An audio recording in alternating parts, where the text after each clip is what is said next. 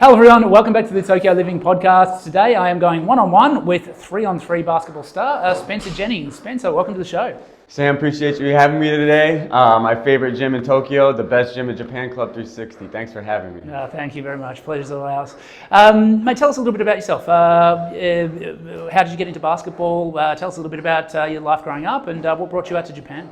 Sure. So when I was a young kid, I was playing all sports, soccer, baseball, basketball, anything pretty much to stay active. But as I grew up in Hong Kong, I was really probably one of the most athletic kids, but when I moved back to the States for high school, I was really kind of lower level, middle of the pack. So I had to, think about what sport I really wanted to focus on, and basketball is the one that I felt I enjoyed the most and that a lot of my friends were playing. So that's when I really dedicated myself to basketball, kept progressing, had a pretty good high school career. I had a challenging college career, but fulfilling for the most part, and then stumbled upon 3-on-3 here in Tokyo back in 2015 when I was visiting my family, and saw the 3-on-3 and kind of made it my goal to find a way to get in the league. So that's kind of the origin story of how I found my way to Japan. Awesome, yeah. And being a multi-sport athlete for a big chunk of your childhood, there's within sports science and rehab, there's always talk about some of the detriments of early specialisation and the advantages of playing a variety of sports, and we definitely try and encourage that with kids. Do you feel like that was helpful for you? Playing a lot of sports actually helped you gain sort of different skills and biomotor abilities that in the end sort of helped with your basketball later on? For sure. I'm a big proponent of playing all the sports you can as a kid. I think that it's really good for development, like you said, motor skills, social skills, a lot of coordination stuff. So Steph Curry is the best basketball player skill-wise in the world today, and he's a great golfer, tennis player, and he was playing a lot of sports as a kid. So I was kind of the same way. Anything that you could get your hands on, you got to get the brain working, the motor skills, and I think it's just really important not to get burnt out as well. If I was just playing basketball all my life, I'm not sure I would be, still eager and hungry to play professionally. So that wide, diverse background of multi-sports, I encourage for all kids. Yeah, for sure. Yeah. And then, so were you playing after college in the States? Where did you go to college? Where did you end up? So I ended up going to, first I started out actually at a Division III school in Michigan, which was where I played high school. But my goal was always to play Division I basketball, which is the top of the top in the U.S. So after the Division III year, which was, I enjoyed, it was a difficult year, I reapplied to Wake Forest University, and Wake Forest plays in the Atlantic Coast Conference, and it's very high-level basketball. So I transferred into Wake Forest as a sophomore, and I had a tryout for the basketball team, 50 kids for one spot, and I ended up making the team as a walk-on. So that means as a walk-on, you still have to pay to go to school, but you're on the team. And so Wake Forest, it's really 5-star recruits, guys who are bound for the NBA. You're flying on private planes to games as a college student. You're eating at steakhouses. So it's all glitz and glamour, but the walk-on role was really hard. It's 50-hour weeks. You really have to, you're there to serve the scholarship players for the most part, and then be on the scout team and give those guys a look to what they're going to see against the opponent. So it looks, everybody was really excited that I made the team. I was really excited that I made the team, but people don't see behind the scenes how much work it actually takes and the sacrifice to play Division I basketball. So it was good for to see that high level of competition and play, but it was also frustrating not to get as much court time as I wanted to because of how high level the basketball was there. Yeah. Yeah. And then where'd you go to after college? So after college, it was 3 years at Wake Forest. I also had a major knee injury at Wake Forest as well, ACL, MCL, meniscus. So that was really rough. And so after the 3 years of just basketball, I was a little burnt out, tired. So I got my master's degree in sports law there, took a year off and tried to think about what I wanted to do with my life. And I realized that I didn't want to give up on my basketball dream so soon, that I felt like that I still was young, and if it was the time to try to play professionally, the time was now. So I went to several NBA D-League tryouts in America, and it went really well. I got a contract to be eligible for the National D-League draft, and I had several articles written up about me. And so while I didn't get drafted, I had enough publications because I didn't have a lot of high or college film to show scouts overseas to get that. They all want stats and they want film, which I didn't really have at the college university. So going to those G League tryouts, being proactive and playing well, and the NBA G League is probably the second best league in the world. So scouts want to see, oh wow, he's getting publications right about these tryouts. So I didn't get drafted to the G League, but then I got to go play in Dubai for a little bit through a team in America, the CBA. I played in Colombia for a little bit, and then that's when I stumbled on 3-on-3 after that year in 2015. And then I was like, wow, this is something that I really could see myself doing, because I was kind of tired of going to all these foreign countries and playing with guys that I wasn't really friends with, these short stints, and going to these cold, dark gyms. And I kind of wanted something a little fresher, and that's why 3-on-3 was like a perfect fit for me. Yeah. And so, I guess talk a little bit about 3-on-3. What is the origin of the form of the game? Is it big in the US? Is it big in certain spots in the world? And from your experience, I guess initially watching it, what was it that captivated you about it? And now being an athlete, how does it differ from a traditional 5-on-5? Sure. So 3-on-3 is relatively new sport. I believe it was founded 2011, 2012-ish. So it's still maybe just over 10 years old now. But the game is growing a lot of popularity. And for some of the listeners, probably are familiar with the Roppongi Hills area. So they actually put a court in the Roppongi Hills open space there. And that's when I first stumbled upon this. There was people watching on the staircase, people watching on the overpass looking down. They had the grandstand set up. The DJ was going. Kids were watching. They had food trucks around. And the game itself on the court was really fast, and it was really well organized, and it was just a really cool way to experience basketball. And I just thought, wow, like this is something I didn't know about it, because in the States 3-on-3 is still, it's growing now, but it's still behind other countries for sure in the US. And I just found out the league. I researched all the teams. I was reached out to all the teams, sent them my resume, told them my family was living in Japan, and that any way I could get my foot in the door with one of these teams, I would be very interested. So Japan was definitely at the forefront. And the reason for that was Tokyo 2020 Olympics was going to have 3-on-3 be for the first time. 3-on-3 was going to be an Olympic sport. So Japan was putting a lot of resources behind the organization of the games. Yeah, cool. And so when did you actually join the 3-on-3 circuit here? Yeah, so in America, I kind of was tired of playing 5-on-5 in these different countries. So I was working at Chris Paul's basketball academy, and Chris Paul is a very famous NBA player, Hall of Fame guy, still going 20 years now, so shout out to him. And so I was teaching at the Chris Paul Basketball Academy and reaching out to these teams. And the first year I didn't get picked up. And then the next year, a team in Okinawa actually signed me, of all teams. Like, I didn't expect at the last second the Okinawa team. I think they were looking for players maybe from abroad. And so my first stint was actually 3-on-3 was a team based in Okinawa, but all the games were on the mainland. So yeah, we would practice in Okinawa and then go play the games on the mainland in Tokyo area or all around Japan. Yeah. And then when did you make the move to Tokyo? So then after my first year in Okinawa, it was a good team, but I think they were looking for more local talent the next year. So, and also I wanted to be more in the Tokyo base. So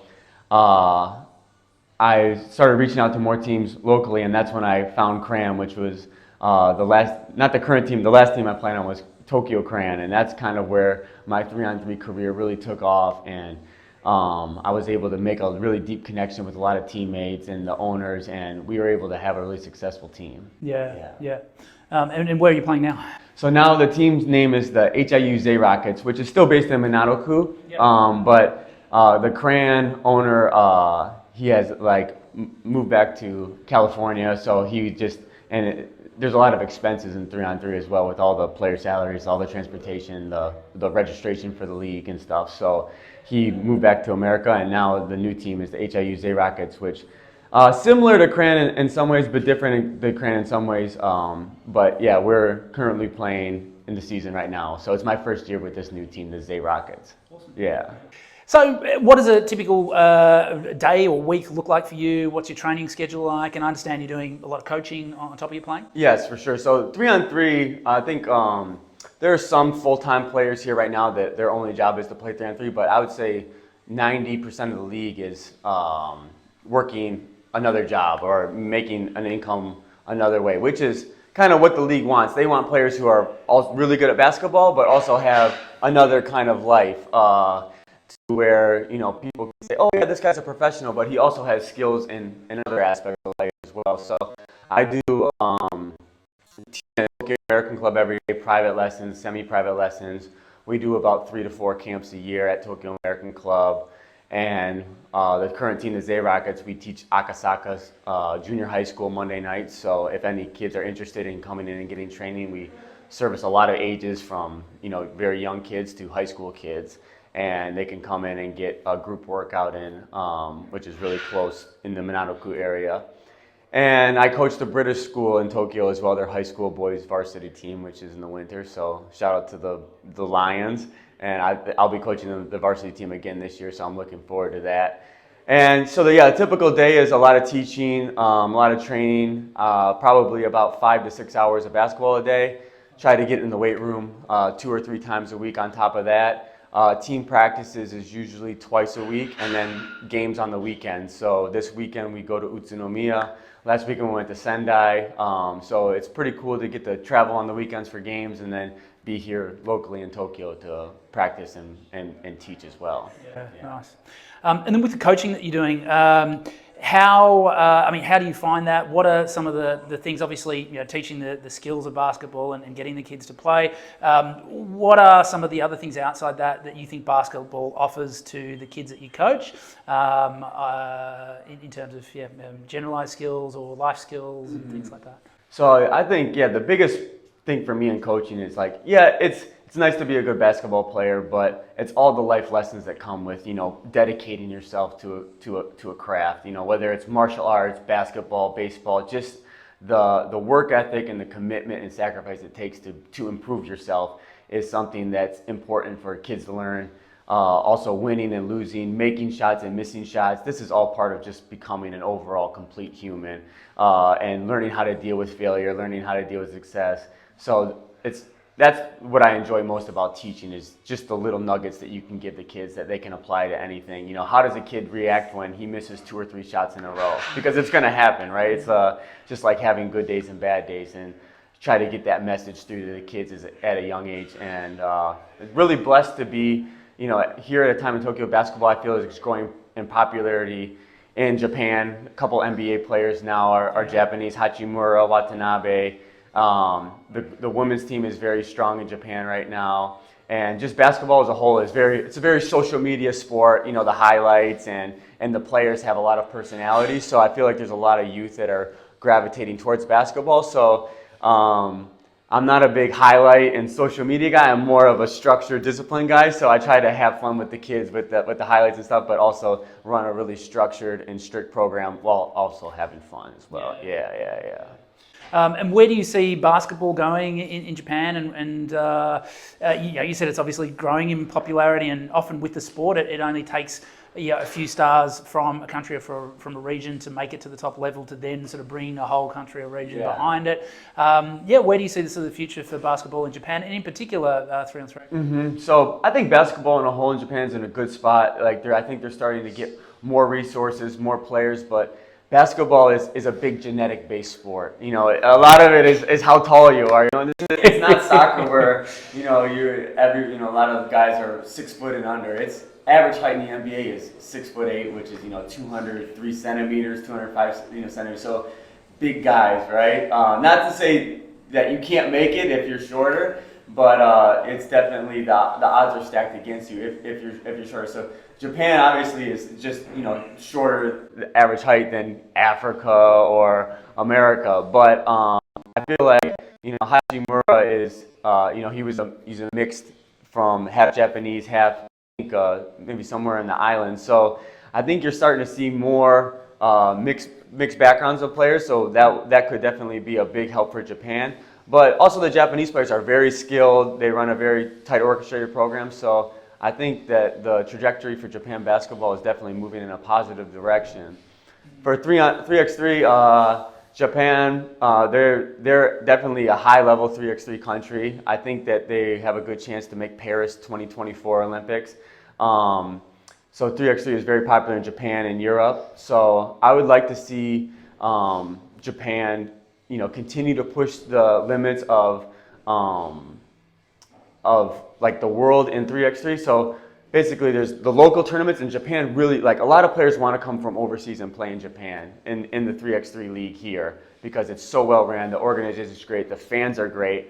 What they need to do, I think, is host more global tournaments here. They have one in Utsunomiya, but I think a really big tournament in central Tokyo that they advertise would really help stimulate and get eyeballs on 3x3, and really I think that would be big for marketing because a lot of people still don't know about it. They know about the B League. The B League is really well marketed. They pay high salaries, but I think if you could get some maybe Tokyo Tower in the background with a really good just visual image, because the great thing about 3x3 is you can put the court anywhere. So that's their biggest asset, is you can give the people something they've never seen before. Basketball in a setting that's like, wow, I can't believe that. I had a great time. I want to go back. So I think if we can bring the best players from the world here, it could really help 3x3 take off.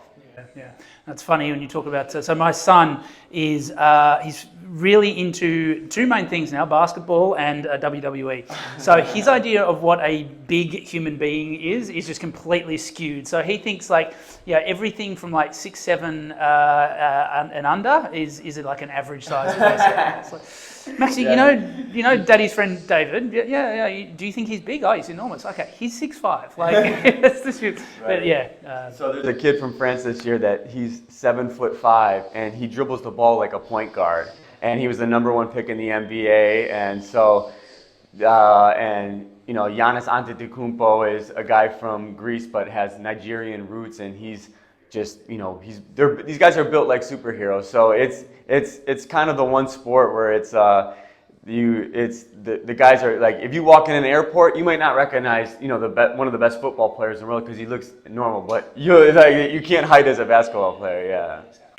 Maybe for some like younger viewers or listeners that are interested in basketball or any sport for that matter, what are some things that you might have done differently in your youth that you think that could have benefited you long term in terms of your career? Mm-hmm. So the biggest separator for myself and other athletes at a young age was kind of my body composition and how athletic I was per se. How fast you can run, how high you can jump, how balanced you are, your overall strength level. So if a college coach is recruiting players, some people call it the eye test. Can you pass the eye test?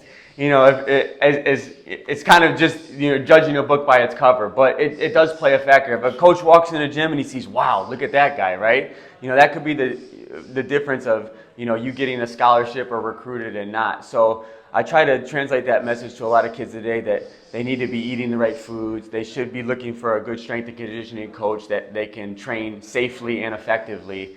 Because I really wish that I had become a better athlete at a younger age. It wasn't until almost in college I trained and lifted really hard, but it was kind of more ego lifting. And when you're young, you just want to bench press the most weight and squat as much as you can. And I definitely got stronger, but I didn't feel that I was moving as well on the court as I could have. It wasn't until after college where I really started that blend of good strength and conditioning, stretching, eating right, and that's when I started really getting more confidence on the court. My body started looking different, and I just was able to play better because I could move better and I could hold my position better, run a little faster, jump a little higher. So I feel like if I had the right guidance at a young age from nutrition, strength and conditioning for basketball specific activities, I feel like that would have really helped me in my recruitment process as a kid. Yeah. So I definitely recommend Club 360 for all your fitness needs. We're not paying for that plug. That's free plug. So if people are watching and maybe interested in, first of all, coming along and watching you guys play, how often are the games, and when you're playing in Tokyo, whereabouts do you play? Mm-hmm. So we play mostly in this summer in Japan. We've played Tokyo once, Chiba. We go to Utsunomiya this weekend, but we will play, the playoffs will be in Shinagawa, on September, mid-September. And if anybody wants to go to 3x3exe.com, the whole schedule and the whole website, you can look at all the teams and see where all the games are on that. And then, so the 3x3 league is Japan, but it's also New Zealand and Taiwan, and one more country, I think Thailand as well. So those teams, the champion of those countries will fly over in September, and they will be in the knockout tournament in September to play against the Japan teams that make the playoffs as well.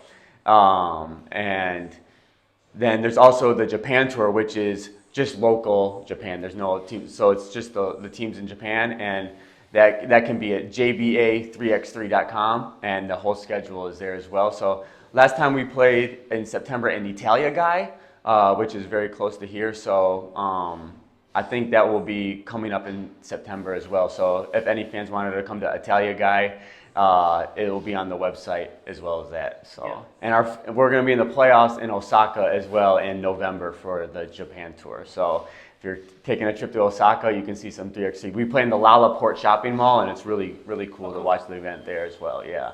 And then if any kids are looking for training, Tokyo American Club, I do private lessons, group lessons. So sometimes members will bring guests. I train them as well. And then, yeah, if you call Tokyo American Club, you can book a private lesson anytime.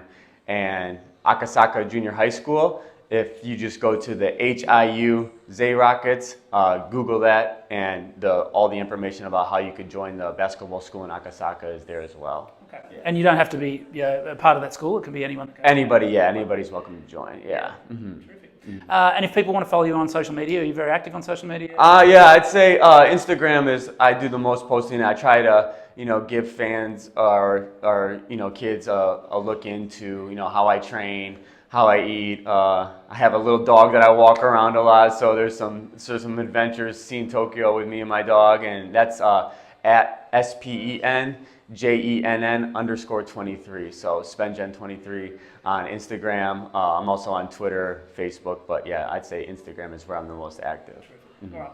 Well, we'll put all those links in our show notes. Yeah, thank you very much for coming on. It was great finding out a little bit about your career and about your sort of basketball life here. And yeah, we wish you all the best for the rest of your competition year this year and for the future as well. I appreciate that, Sam. Thank you so much. Thank you to Club 360 for supporting our team. It's been a great partnership, helping us get stronger in the gym.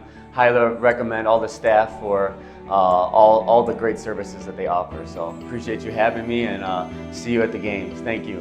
Thanks very much for watching, guys. We'll see you on the next episode.